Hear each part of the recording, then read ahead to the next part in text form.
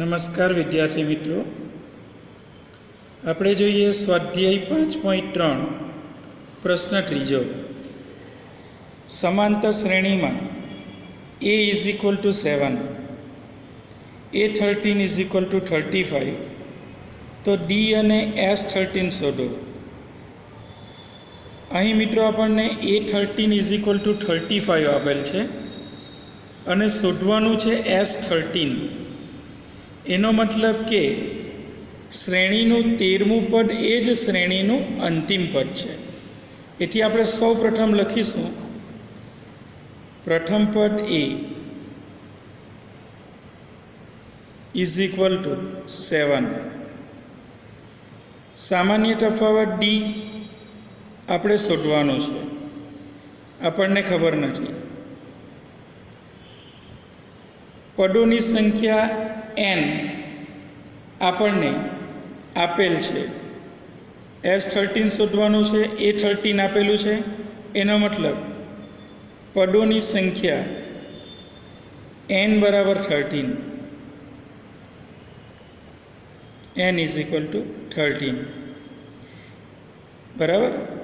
હવે a13 is equal two શ્રેણીનું nમું પદ,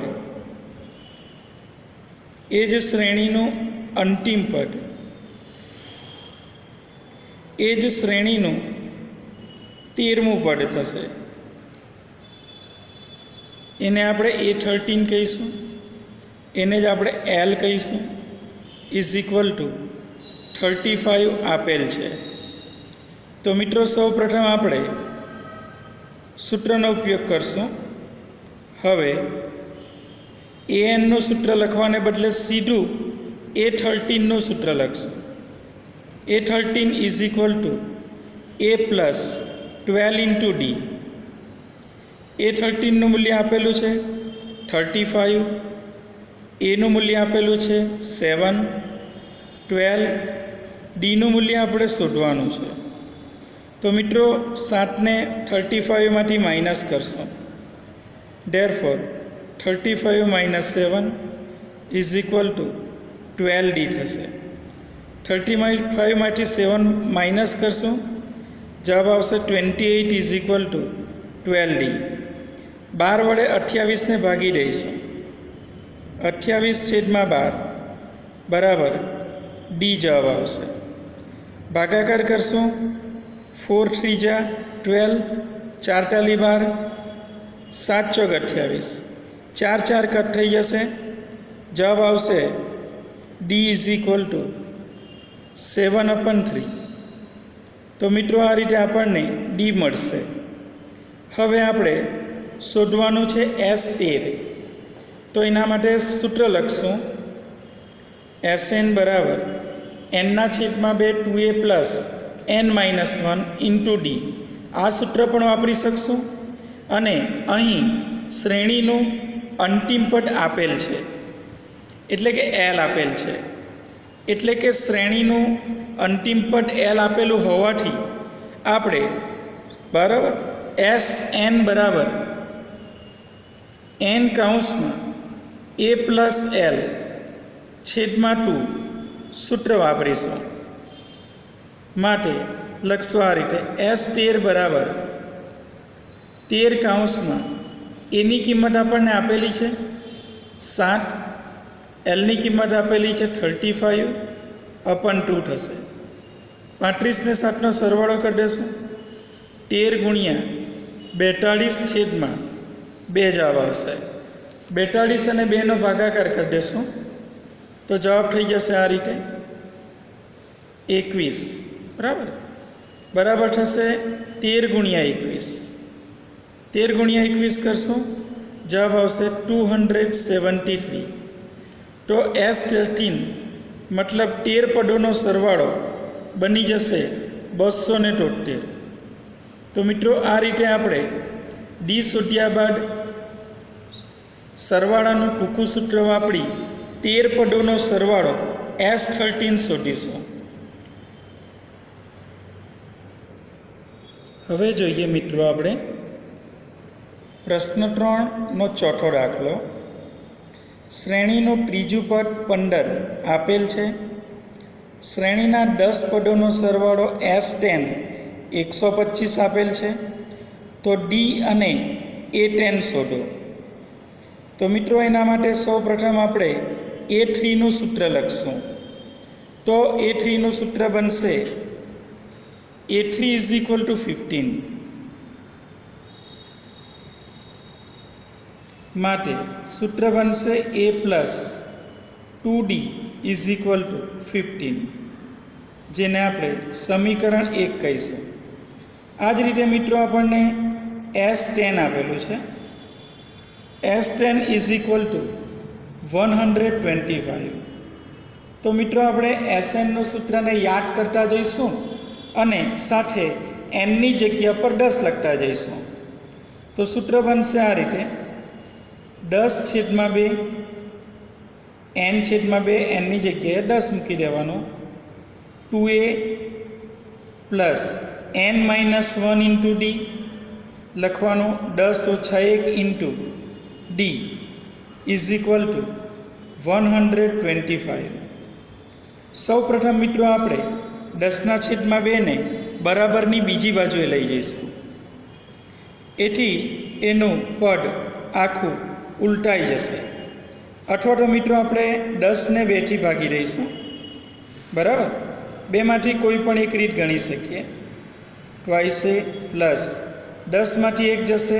9D = 125 × 2/10. બરાબર, 10/2 ને બરાબરની બીજી બાજુ લઈ જઈશું તો 2 ઉપર જશે અને 10 નીચે આવી જશે. બરાબર, 2 × 5 કરશું આ રીતે. 5 × 25 કરશું આ રીતે. તો જવાબ મળી જશે આપણને 2A + 9D = 25. તો આ રીતે આપણને પરિણામ 2 મળશે. હવે મિત્રો આપણે પરિણામ 1 અને 2 ને લોપની રીતથી ઉકેલશું. પરિણામ 1 અને 2 ને લોપથી ઉકેલીશું.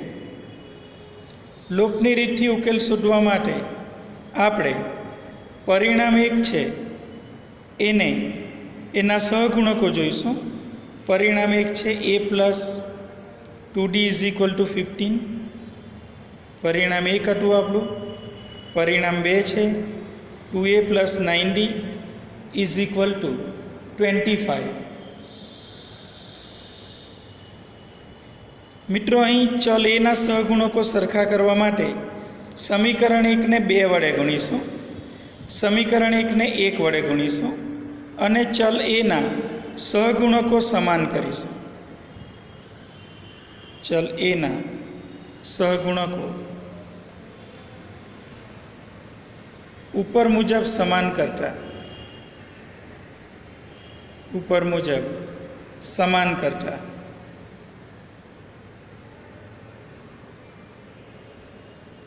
થશે આ રીતે. 2A + 4D = 15 × 30 થઈ જશે.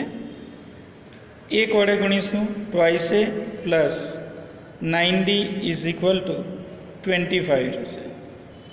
હવે મિત્રો આપણે 2A અને 2A ને દૂર કરવા ચિહ્ન બદલીશું. માઇનસ. 9D માંથી 4D જશે તો જવાબ આવશે -5D. 30માંથી 25 જશે, જવાબ આવશે 5. તો Dનું મૂલ્ય બની જશે 5/-5 માટે D = બનશે -1. તો મિત્રો આ રીતે આપણને D મળશે. હવે આપણે A10 શોધવાનું છે. તો મિત્રો A10 શોધવા માટે સૂત્ર લખશું. હવે A10 = A + 9D. એનું મૂલ્ય આપણને ખબર છે. A = આપણે અહીં શોધવું પડશે. D આપણને આપ્યું છે 9 × Dનું મૂલ્ય છે -1. અહીં એનું મૂલ્ય નીચે મુજબ શોધીશું. અહીં D = -1 સમીકરણ એકમાં મૂકતા સમીકરણ એકમાં મૂકશું તો આપણને એ મળી જશે a plus 2d is equal two 15. એની જગ્યા પર એ જ રહેવા દઈશું, ડીની જગ્યા પર -1 મૂકશું બરાબર 15. બની જશે a minus 2 is equal two 15. Therefore a is equal two 15 plus 2. Therefore a is equal two બનશે 17. -2 ને બરાબરની સામેની બાજુ લઈ જશું તો -2 છે +2 થઈ જશે, એ બરાબર 17 મળશે. હવે અહીં કિંમત મૂકી દઈશું. a10 બરાબર a પ્લસ 9d બરાબર એની જગ્યા પર આવી ગયા 17 પ્લસ 9 ઇન્ટુ -1. 17 પ્લસ માઇનસ કરી દઈશું 9. 17 ઓછા 9 કરશું, જવાબ આવી જશે a10 ઇઝ ઇક્વલ ટુ 6. તો મિત્રો આ રીતે આપણે a10 મેળવી શકીશું. તો a10 મેળવવા માટે આ રીતનો આપણે ઉપયોગ કરવો પડશે. 17માંથી 9 જશે, 8 આવશે 8. તો 8 આપણો ફાઇનલ જવાબ થશે. માટે 10મું પદ a10 ઇઝ ઇક્વલ ટુ બની જશે 8.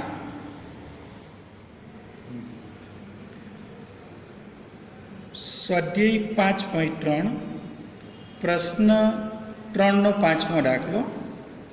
સામાન્ય તફાવત d is equal two 5, S9 is equal two 75. 9 પદોનો સરવાળો આપેલો છે, તો a અને a9 શોધો. તો મિત્રો અહીં આપણને S9 આપેલું છે, તો આપણે સૌપ્રથમ Snનું સૂત્ર લખશું. Sn is equal two n/2 2a plus n minus 1 into d. આ રીતના થશે. હવે અહીં મિત્રો આપણે nની જગ્યા પર લખી દઈશું 9 બરાબર 9/2 2. એનું મૂલ્ય આપણે શોધવાનું છે. nની જગ્યાએ મૂકશું 9 -1, ડીની જગ્યાએ મૂકશું 5. 9ને 2થી ભાગાકાર થઈ શકતો નથી. S9નું મૂલ્ય આપણને આપી દીધું છે 75, તો બની જશે માટે 75 is equal two 9/2 into 2a plus 9 ઓછા 1 કરીશું, થઈ જશે 8 ઇન્ટુ 5. આ રીતે થશે. હવે મિત્રો આપણે 9/2 ને બરાબરની બીજી તરફ લાવશું તો 2 અંશમાં જશે, 9 આવી જશે. તો બનશે આ રીતે 75 ગુણ્યા 2/9 બરાબર 2a પ્લસ 8/50 થઈ જશે 40. હવે આપણે મિત્રો 75 ને 9નો 3થી ભાગાકાર કરશું. 3 ટાલી 9 અને થશે આ રીતે 25 ટાળી 75. બંને જગ્યા પરથી 3 ને કાઢી નાખશું આ રીતે, તો બનશે બરાબર આ રીતે થશે 25 ગુણ્યા 2, જવાબ આવશે 50. 50/50 થઈ જશે 3 બરાબર 2a પ્લસ 40 થશે. હવે મિત્રો આપણે 40ને આ બાજુ લાવશું.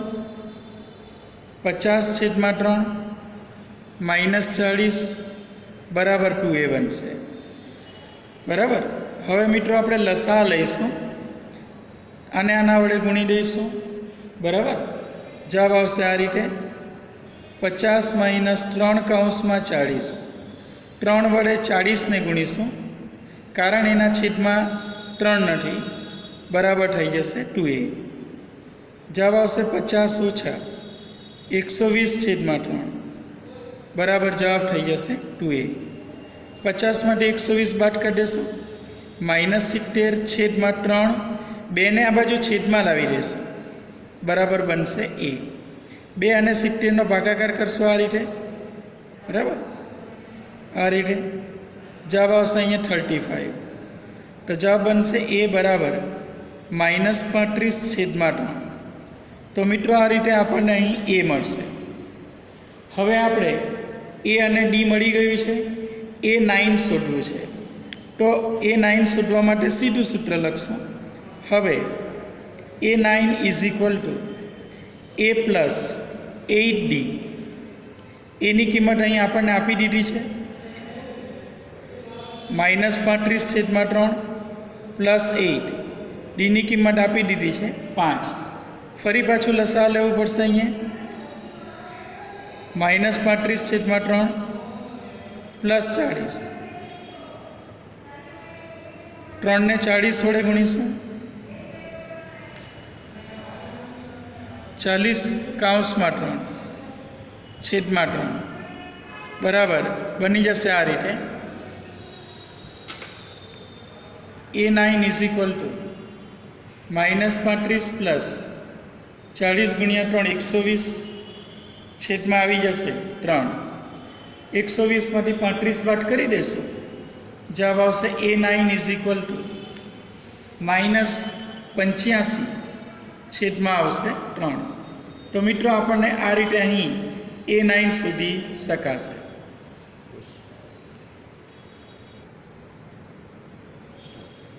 છઠ્ઠો દાખલો જોઈએ. A is equal two 2, D is equal two 9, SN is equal two 90. તો N અને AN શોધો. મિત્રો અહીં આપણે A અને D આપેલું છે, SN આપેલું છે. તો સૌ પ્રથમ આપણે SNનું સૂત્ર લખશું. SN is equal two N/2 2A plus N-1 into D. N શોધવા માટે આપણે SNનું આ આખું સૂત્ર લખી દઈશું. અહીં SN બરાબર 90 આપેલું છે. SNની જગ્યા પર 90 લખી દઈશું.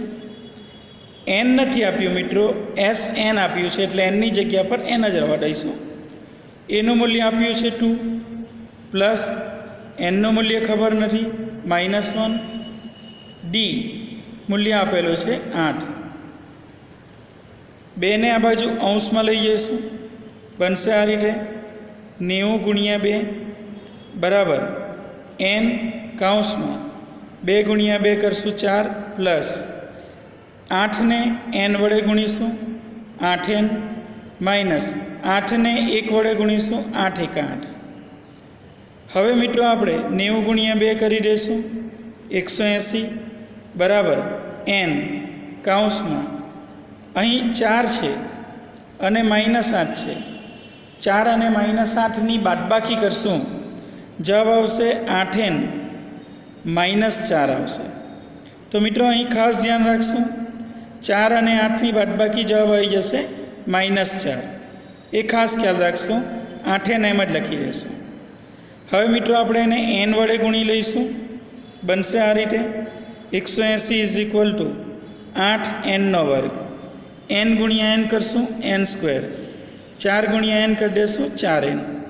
હવે મિત્રો આપણે એને દ્વિઘાત સમીકરણ સ્વરૂપમાં બનાવવા માટે 180 ને બરાબરની આ બાજુ લઈ જઈશું.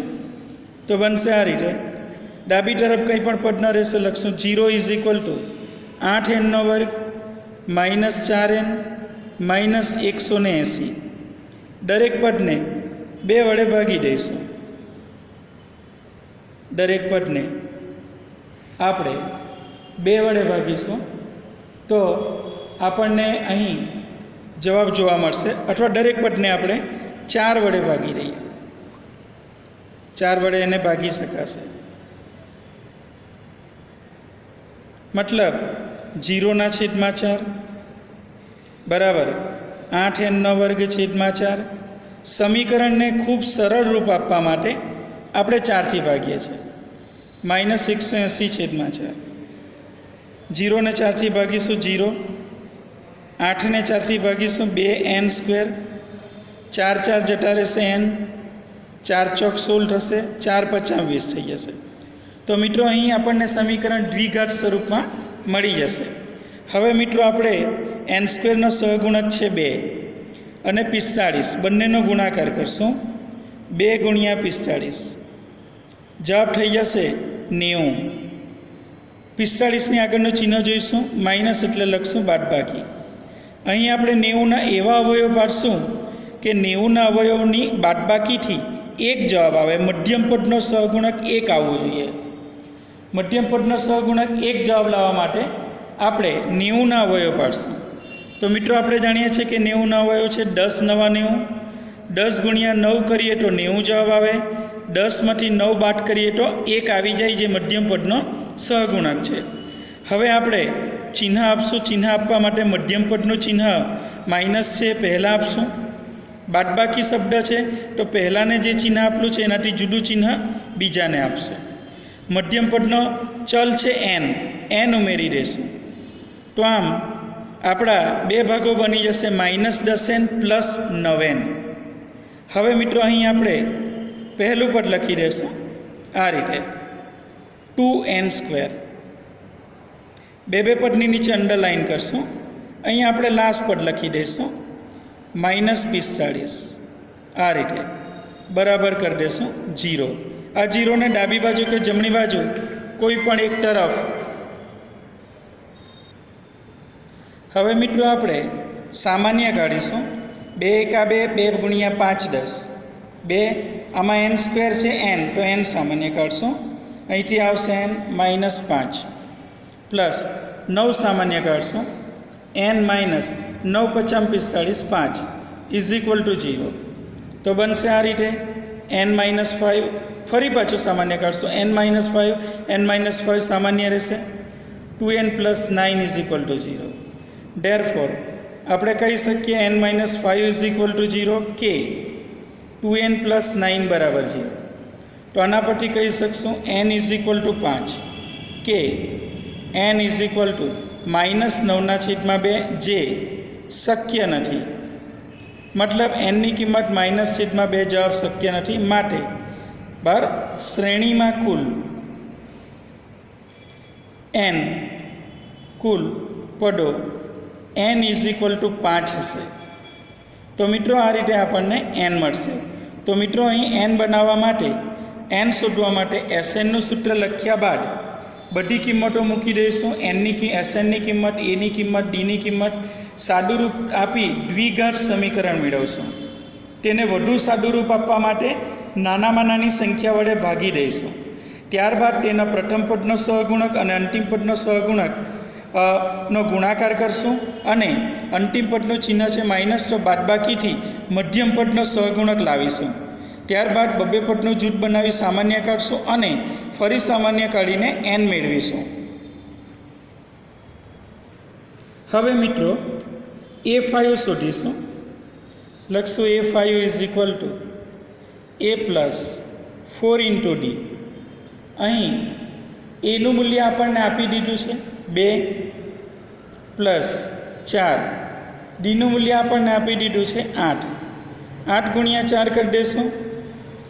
8 ચોક 32, 32 + 2 કરી દઈશું 34. તો આ રીતે મિત્રો આપણને A5 પણ મળી જશે.